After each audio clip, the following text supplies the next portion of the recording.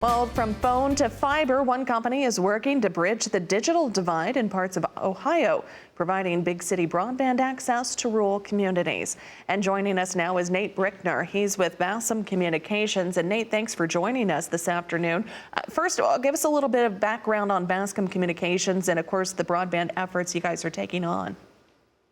Hi, thanks for having me on.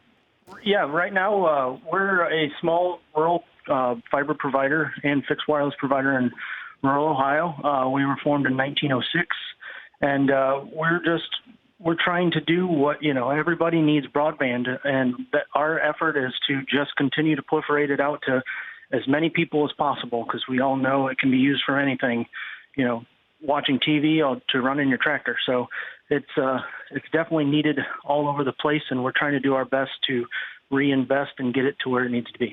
So, Nate, what strides have you made so far in expanding to rural areas, and what kind of feedback have you had? We've had great feedback. So back in 2003, previous management and our board of directors decided to dip their toes in the fiber optic broadband waters, and we started deploying fiber to homes and businesses back in 2003. We were one of the earliest adopters for that, and we've just expanded as we can over the years, and now we're offering gigabit speeds to homes and businesses, and the feedback has been excellent. Actually, it's been to the point of, please get it here, as quick as possible, and with our size, we're doing what we can. So sometimes it's a little more than we can. The big bite to chew, that's for sure. Now, I understand that you've also made some strides improving county 911 systems. How's that working? So a few years ago, we started a project. It was just kind of in a DreamWorks type scenario that, the enhanced Next Gen 911 was coming down the pipe.